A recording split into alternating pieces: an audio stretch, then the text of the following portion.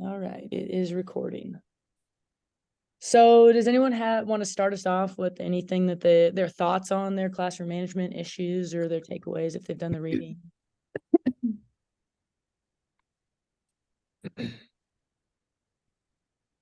Mason, go.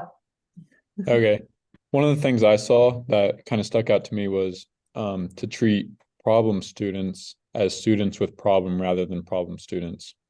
And that hit home with me because that's something I've learned over these 12 weeks or so is that you need to realize students have problems. They're not problem students. And that's really helped build relationships with those students for me. I agree. I thought that was very interesting. It kind of, I was watching that speaker, and when he found out from that other science teacher, hey, this is what happened, and just like he said in the video, he just felt immediately awful. His heart dropped. I found that very interesting, and I could see that with a few of our students. There are some kids with a lot of baggage. One student in particular, interestingly enough, I just got this yesterday. He came up to me in our class and he said, Mrs. Stone, can I go to the office and work on some of my other classwork? And I said, well, you're in welding, so you need to be here welding. And granted, nobody had told me anything. This was just coming right out of the blue. And luckily, my other shop teacher was standing there. And he's like, well, the principal said if I, felt like not being at school instead of, just taking off, I'm supposed to go to the office and work on other stuff. And I was like, well, okay, I get that. Is there a reason you don't want to be in my class? He was just like, no, he's like, I just want to work on my other stuff. And I was like, oh, start reflecting immediately on, the past week or whatever. And I thought we were getting along great. And so I called the office just to double check the story because with kids, you never know. Turns out it was, a legit thing. If he felt like, you know, instead of sticking around school, because he's kind of been known to take off, he's just supposed to come to the office and work on stuff there. But then again, I found out from the principal today, the kid has a lot of baggage. There's a lot of stuff going on. And he's known as a runner. So I am supposed to, allow him to go to the office. And going forward, it'll be like, yep, no worries, go right on. But a little communication would have been nice, because I was like, oh, I thought I was the fun teacher, we're learning to weld. How awful can it be, But yeah, so definitely and he's never been a problem student, but he's definitely, a student with problems. So Mason, like you said, I found that very interesting as well. In PE, I have PE, often little kids playing games, emotions that they just don't know how to handle yet. But I've also found, kind of on the idea of that there's a problem, not a problem child, some of their responses to situations, they catch me really off guard because it's not a 7 or 8 year old response. That's like an adult's response. And it's something that they're mimicking from at home. Like I have a young boy who will like say horrible things about himself, but it's because he hears that at home. And so there's kind of those things where it's trying to balance. I want him to be able to stay in the game, but we're not like there's a couple kids in our school that have like unsafe self-harming behaviors as a response to like disappointment or not accomplishing a goal. And so that's another kind of spectrum of classroom management, is it's like a self-inflicted versus like one kid kind of to another that I've experienced, especially here recently. That's we have a good resource room and they're pretty quick to help and come accommodate, because some of it is, truly like self-harming and the right things that need to happen after that. But that's a part of the classroom management that I wasn't expecting to have. or help manage. And it's, how do I manage one student who really does need my attention until a second adult gets there, and 18, 20 other 7-year-olds still playing a game, and how do we do that safely? So that's been something that we're navigating. And a lot of it just comes down to, as soon as we think there might be a problem, I need to make a phone call so that we can Right. get another adult there as fast as possible. Right. Yeah.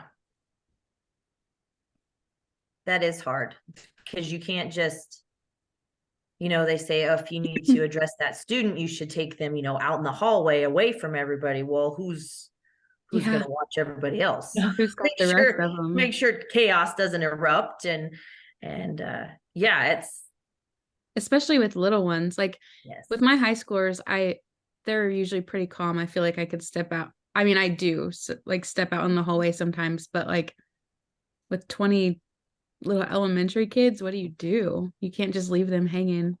Thankfully, honestly, our water fountains, it's kind of like they're outside the gym, but it's just a doorway that separates. And so I just stand in the doorway. Getting a drink is one of our go-tos now. Like, let's, remove ourselves from the situation so we physically get out of the space and hopefully out of that mindset as well. But I'm still halfway in the room and I can still see what's happening. Yeah. So that's nice. Yeah. In terms of, do you guys have any like behaviors that you guys have seen that are more so maybe directed at other kids that you're having to manage?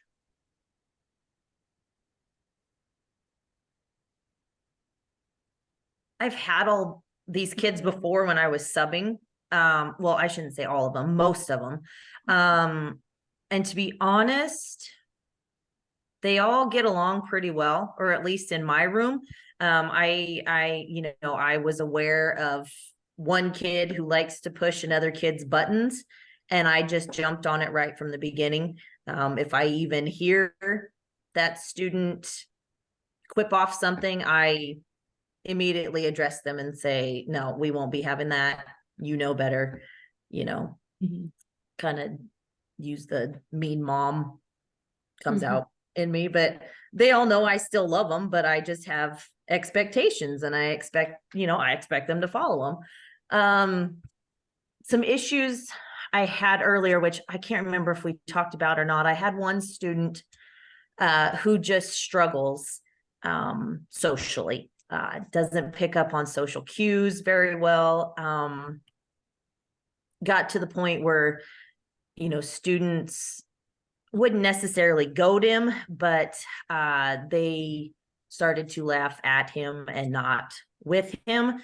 So I had to squash that pretty quick, just remind everyone, hey, we're not all on the same playing field. We have to all, treat each other with respect, no matter where we're at, and that golden rule kind of gets pushed to the side anymore, which is, it's sad. So sometimes they need a nice little reality check of, hey, everyone has their own issues, and let's just be respectful of that and work with everyone. I think the biggest help has been getting everybody out in the shop. So we have enough booths where they can weld with a partner if they want or not. And so that has helped. Everybody knows the routine. They come in, we take roll. I tell them to go get dressed. They get ready. They go to their same booth. It's amazing. I haven't assigned booths, but they all go to the same booth every day. And some of them are there individually. Some of them partner up with the same person every day, and it just has worked. And so everybody's kind of been set to their task and stick to it. And it's amazing. They were all wanting to get out into the shop. And I have another kid who I'm pretty sure we talked about, the transfer from another school, who was just trying to make the big, oh, I'm the new kid and I'm going to see what reaction I can get out of the teacher. He can't wait to get out in the shop, but then he can't wait to clean up and get back in the classroom. And I had to remind him that we are out here until I whistle, because it's so loud. So I have a pretty decent whistle. I whistle to let them know that it's time to clean up, and we have 6 minutes. And man, he was just he was starting to watch his own time and, start cleaning up before everybody else. Well, then he's in the room by himself, probably on his phone, even though he's not supposed to be. And like you, I have 12 other kids, out welding, cleaning up. So I had to remind him that I expect you to weld, to practice until I say it's time to clean up, and then you will clean up your booth. So that's been a little interesting. He's one of those students with problems, and I just haven't figured out how to connect with him yet. I'm struggling a little bit with that. So I don't know. You kind of mentioned some of your procedures. Did you, and how some things were maybe predetermined and some weren't. Did you find that things just fell into place? And do you think that you would make those procedures in the future? Or like the kids just kind of sat down next to each other? Do you like that component of just letting them figure out their spots? Or could you Yeah, I mean, problem or things like that? Yeah, I let them figure it out, and if they can't figure it out, then I figure it out for them. And they know that. They've had me before. If you're going to cause problems, I'm going to move you. If you can't handle working with a partner or with a specific partner, you're not going to be partnered up. I don't know. If they want to change, that's fine, as long as it works, as long as you're doing your job, and expectations are met. I'm okay with it, but if you can't handle it, then it'll be handled. So I found this year that like I have a few procedures that I either overlooked or that were just like happy coincidences for me, and I'm like, that was not my doing, but I'm really glad that ended up how it happened, and in the future, I'm gonna do it that way. Like, right, just random little things about how even coming into the classroom, things, or coming into the gym, things like that, that I'm like, it just kind of happened the first day, and I was like, that is better than what I had planned, or something like that. just a happy little I love happy accidents. Yeah. Do any of you guys do bell ringers or anything like that? I have been wanting to implement those. That has been something I've put down as a goal, and I just need to start doing it. And I have a great resource that I can go to. National, FFA has a whole list of bell ringers, and I just need to do it. I've been told, by one of our other advisors that that's a great way to get the class going, and you're able to take roll, but the students are being productive. Yeah. Taylor, do you do those? No, I've thought about doing them. I don't know. Kind of want to hear about it from other people. I don't think a whole lot of our teachers at our school do them anymore. I don't know. Yeah. And, the advisor that I was talking to, she was saying it doesn't have to be something fancy. It can just be like a, would you rather question. Yeah. Just something fun. What's your favorite pop from the store? And, tell me one sentence why, just something just something fun. And like they could be content related, or they could just be totally random fun ones. Yeah. Because I wouldn't do it for every class, but there are a couple classes that I might like. My production classes, like newspaper and yearbook, they come in, they know what to do, they get on their computers or whatever, and like they're good to go. But like the intro class, where it's more like a normal classroom, I've been thinking about doing that for them. I don't know. I've just been debating. Nice. It's something that brings everybody together, kind of starts class off. Well, typically they would do it like they'd have probably their own little notebook or or they could just do it like on a Google Doc or something, I guess. And so there'd be a question, and then they would all just answer it themselves. So it just keeps them busy for the first like 5 minutes of class. Well, like Holly said, like while you're doing roll and, getting everyone settled in. Yep. I've seen it used before even to take roll. So it's the order in which you go. Oh, that's what I do with my 8th grade intro classes. You do? That's how I take roll. Every once in a while, I just ask them like a little question, and then that's how I take roll. Okay. Interesting. Do That's what you, my college professors did, and it seemed to get everyone active and engaged right from the So get-go. so they all like you ask the question and they all take turns answering, Yep. and that's how you check to see that they're all there. Yep. oh, out loud? Yeah. Oh, okay. Ooh, Okay. I like that idea In too. high school, we would have a ball and we would throw it. And then it's even more fun and engaging as long as it's, appropriate and your Mm. hands can handle it, I guess. But Yeah. it was Yeah. kind of a fun thing where that even became fun in itself. And it was a way to you learn something about people that you probably wouldn't have learned about Yeah. because they were not in any way content related questions. They were more like kind of what Holly was even alluding to. Mhm. Yeah. What's your favorite flavor pop? What's your, would you rather have a dog or a cat? Yeah. If you guys ever need a game, like every once in a while, you have those lessons that in short or whatever, or like we have a seminar.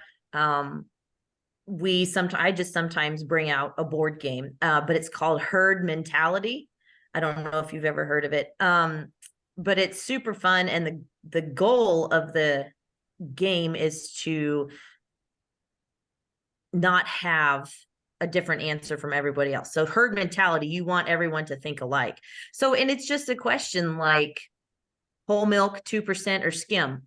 Mhm. And those are your choices. So, I mean, even just something like that for a bell ringer, if you herd mentality has a whole bunch of those, one of the cards was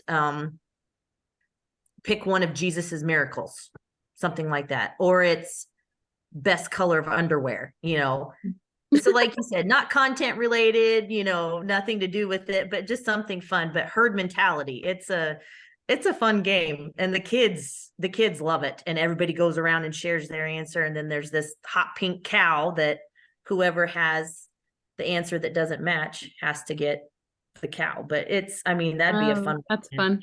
Yeah. Yeah, it is. It is. It's a good game. Clean, good, clean fun. Yeah. Mason, have you had any more troubles with kids that you went to school with? Not really. We had parent teacher conferences about 3 weeks ago, and since Yeah. then I really haven't had any problems because I had some good conversations with the parents with some behavior issues, and then that seemed to clear most of it up for me. Good for you. Good. How are your parent teacher conferences done? So we have like an activity period right at the beginning of the school, and I have junior high for that. So like for the junior high, we do it like a cafeteria style. We just sit down and then the parents show up and then they just come to us one-to-one. Like we don't set up a time. Mhm. And then for the high school, we set up slotted times and then they come see us for 15 minutes. During the school Okay. day. Yeah, we take a day off of school and then we do Ooh. that on that day. Yeah. So our parent teacher conferences, this year we tried, we went back to the traditional way of just like you did, you sit there, you have everybody's grades or whatever that you need, and then you only end up seeing a handful of parents, but then in the spring we go to student led. That's what we're doing too. Is that what you're doing? Yeah. We have a much higher turnout for those because they have to actually come up with a presentation using Google Slides. These are my goals, stuff I can do better. So do you guys don't do, Taylor, you said you did. We Mason, do you guys that don't in the high school. Well, Student in led. high school. we're Okay. going to. You're going to. Yeah. Haven't So done like it before. the ones we just had were just regular, like they sign up and they come in and you know, and then in the springtime we're doing student-led ones. And I've never done student-led conferences before, so I don't really know what to expect. And I don't really know how it's going to be done yet. Like, so when you say they have to create a slideshow or something, like, so then does that mean that they're required to come to the conference? Like all your students need to come to a conference? Yeah. So ours is divided up by our seminars, which is like homeroom, Mhm. pretty much. So I have all freshmen. So each one of them would be responsible, and there's a template they follow. What are your goals for this semester? Name something you excel at, name something you could work on, and you go over your grades, oh, I have an 87 in math and I have a da da da da da, and so they sit there with their parents and lead that conference, and pretty much I'm just sitting there pulling it up on my computer for them. That's So exactly what we do. yeah. I think. Yeah. So then And the student it's for a comes. grade. Oh, okay. I was wondering about that too. So then that makes them show up. Yes. But you said, do you do it during the school day too? We're like Mason, we have a whole day off. Oh, see, we do ours in the evenings. So Hmm. I can't see us making it required for them. Okay, actually, I shouldn't say a whole day. It's just a half day. Yeah. The kids get a whole day off of school, but we have, professional development in the morning, Right. and then starting at 12:30 till 7:30, I think, is when ours went. And it'll We- be the same student led. So We go in the morning and then we go late in the evening so we can catch those parents that work all day. And then Yeah. if they don't show up, then they have to schedule a time with the principal to get it done. right. I was wondering about that too. How can they make parents come like during the day?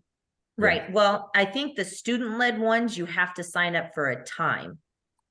From what I remember with my daughter, I'm pretty sure you had to sign up for a time. So those parents, that are, stay at home, or maybe they work from home, they have a 30-minute slot that they can come in, and then we stay, like I said, from 5 until whatever. And they only last about 10 minutes, those Mhm. student-led conferences.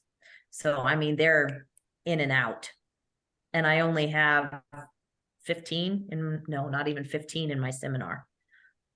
And I there's love that there's concept. 3 teachers total. So Ours is I'm up here for, it's like 2 nights that you're here. And Mhm. if they come, they come. For middle school, it is for middle school up. right. Because I teach 2 middle school classes, so I had to do conferences for that. So it's like if they come, they come. And every parent that I needed to see, every parent that I didn't need to see, I saw, and every parent that I really Yeah. have a conversation with, I did not see. Yeah. Right. That's usually how it goes. This year, what we did is we were told to email the parents that we didn't need to see, and then we emailed the parents we did want to see, so we didn't have that problem. And I think that worked pretty well. I saw a lot of the parents that I needed to see, and then I didn't waste time talking to the parents that I didn't need to see.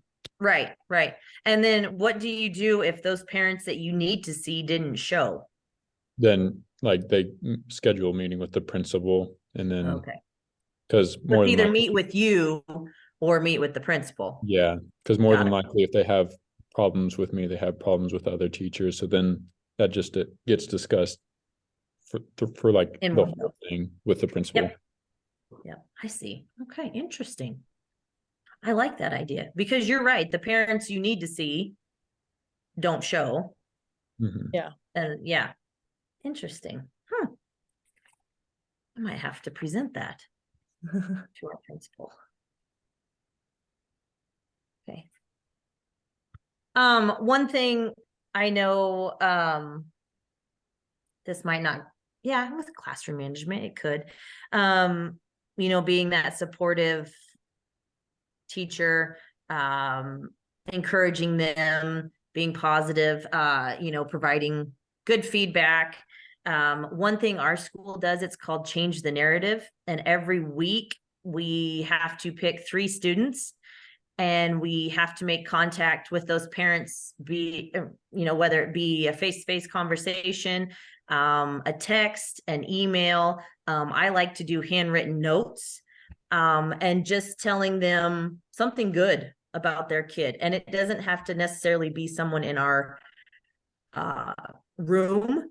But some of those kids don't get a whole lot of praise. And so it's been fun, because you have to look for some of those kids. You have to look, you have those kids that are just amazing every day, no problems, they're great. And then you run out of those pretty quick, and you're like, okay, I have to start, looking. And it's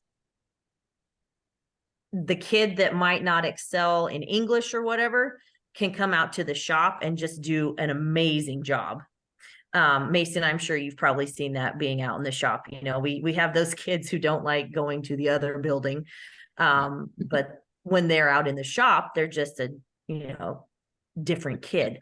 And so it's been fun sending those notes or talking to those parents, because sometimes you get the, oh, what'd they do? And you're like, no, it's good.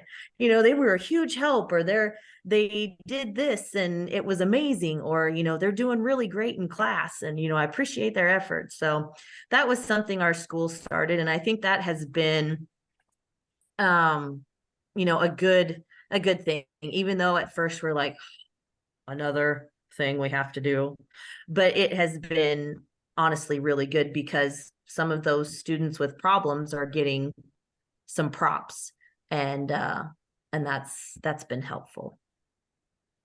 I am a big fan of that idea.